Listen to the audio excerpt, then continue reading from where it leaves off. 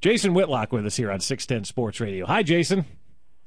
How are you, Bob? I'm doing outstanding. What's up in your world? Oh, I'm trying to figure out what's happening in Kansas City. I didn't get to make yesterday's game, and so I did get to watch it. Yeah. And I'm hoping that should be the end for certainly Matt Castle and probably Pioli and Cornell as well, but Castle probably immediately. Not that Brady Quinn was any better, but I just don't think you can't keep sending Matt Castle out there. You can't, and you say you hope it's the end for Pioli and Romeo Cornell, but do you believe it will be the end for Pioli and Romeo Cornell? I think, and this is just from what I read, I couldn't tell from watching television. I know it was talked about briefly, but I think that Save Our Chiefs Blackout thing went so well, and it's only going to gain momentum for the next game, that I think Clark Hunt is being backed into a corner where he'll have no choice but to make a move on these guys. I mean, listen, that product out there is so horrible, and the tickets are so expensive, and I mean, you can get them now for so cheap on StubHub. If something's not done, I don't think you can sell tickets next year. So, yeah, I think these guys are getting fired. You mentioned you were watching it. I don't know how long you were watching. You probably did flip to some good football, I'm guessing, for your sanity at some point. I watched the whole thing. Did you really? Well, we were kind of surprised that they did spend as much time as they did, CBS that is, kind of focusing on what was going on in the stands and with the blackout and people leaving, showed the parking lot and cars leaving several times. Not something they always, I guess, do based on their partnership with the NFL.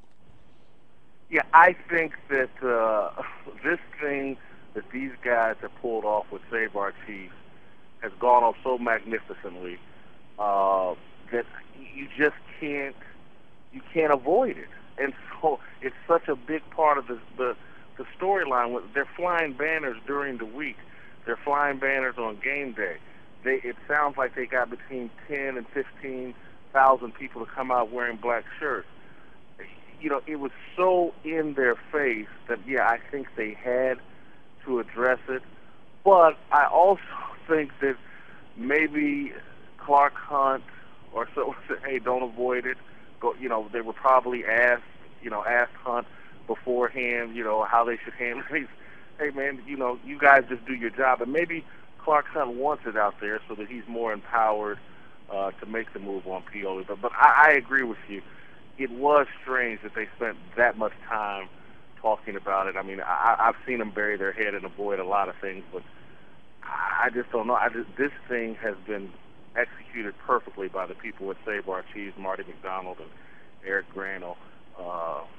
It's a beautiful thing to watch from afar, to see the, I've always felt Kansas City has a great sports fan base, and it has an active sports fan base, going all the way back to things we did in radio there, and the tradition just continues. Yeah, and it's good to get a fan base motivated, and I think they were yesterday. I was very surprised how many people wore black shirts. I figured it would be, a good handful of people, but I didn't realize it would be, what looked to me at times like the whole stadium was wearing black because of the so many empty seats. And then at the end of the game, all the people that were dressed in black stayed to send an even more message that, hey, we're not happy, but it doesn't mean we're not fans or anything like that. The one thing that I was very, very, very upset about, and some people you can never get it across to, Jason, people thought these guys weren't real fans because they were doing this, and it caused angst amongst the fans. We've heard from multiple people about fights breaking out in the crowd yesterday. I mean, that's what it's been driven to here in Kansas City,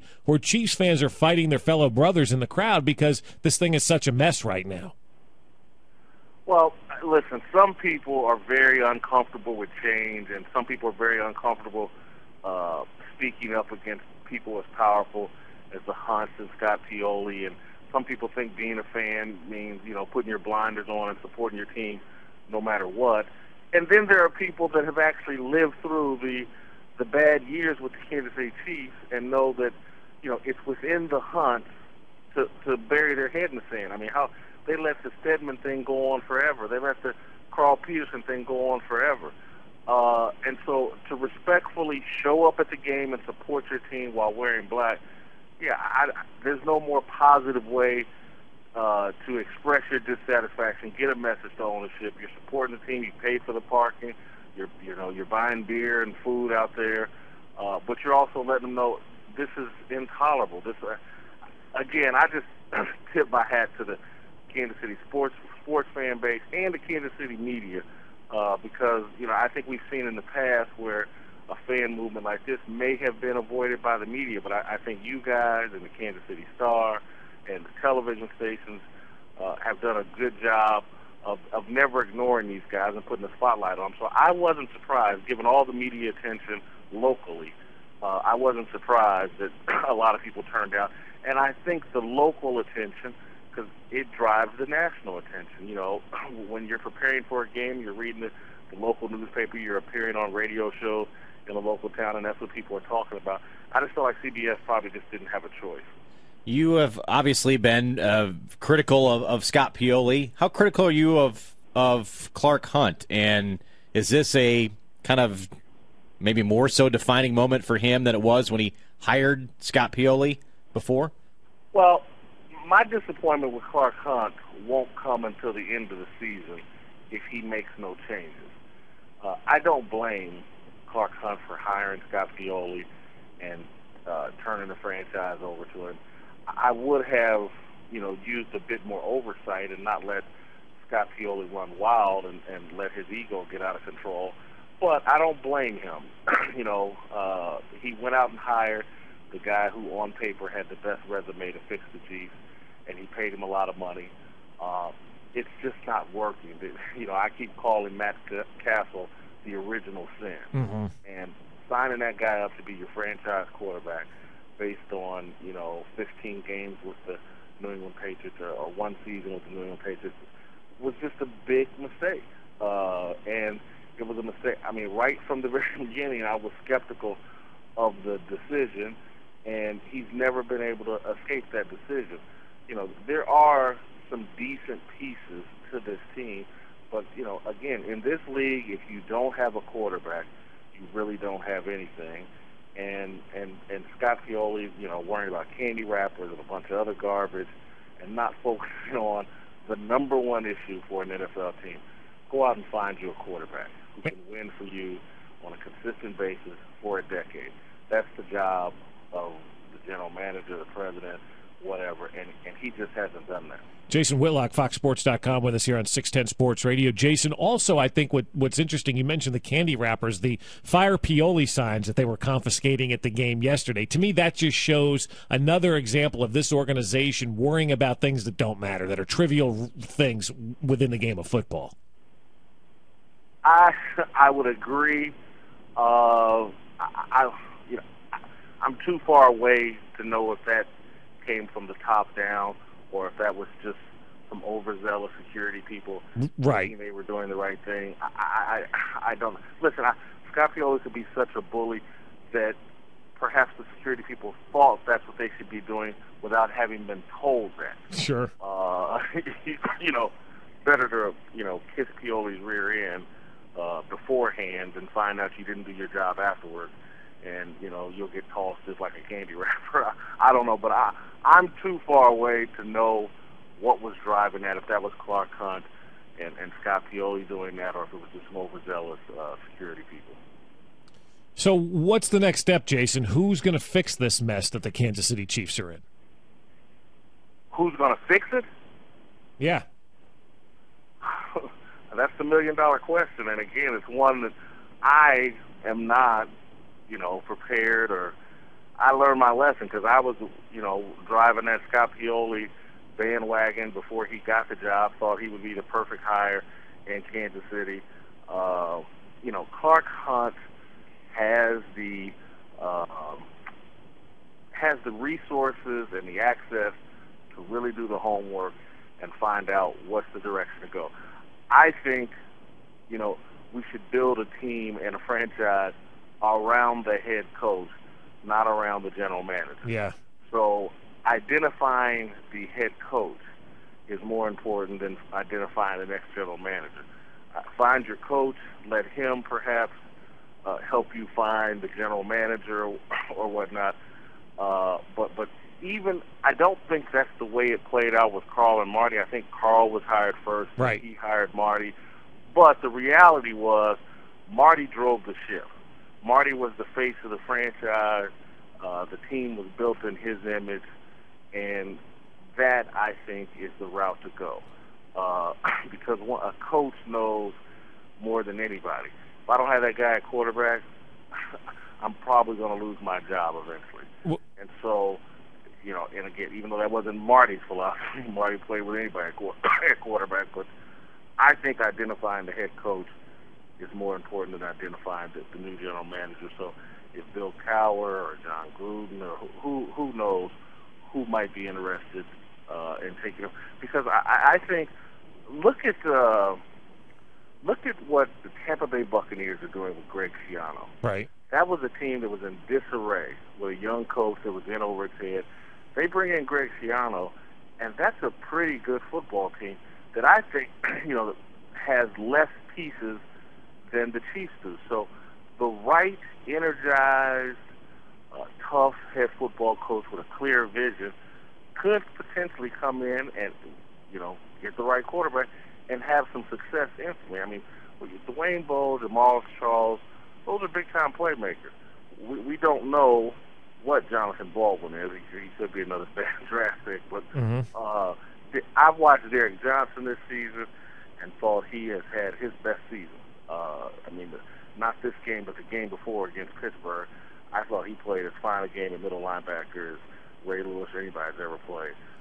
So Holly, Justin Houston, good players. So the right head coach could fix it. And maybe, and I said this, I think, in a column a couple of weeks ago, I wonder if Bob Stoops doesn't need to reinvent himself. He's lost his magic at the college level, in my opinion. Maybe he needs to try the pro game and try it. And maybe he could do what Schiano has done for the Tampa Bay Buccaneers. Maybe he could do it for the Kansas City Chiefs. Jason, do you think the Kansas City Chiefs as an organization will scapegoat Matt Castle and bring back Crennel and Pioli? No, you can't. Because it's so much deeper than Castle in terms of the quarterback situation. Of course it is, but I'm just saying, do you think you could see that happening, though, with this organization where they do that?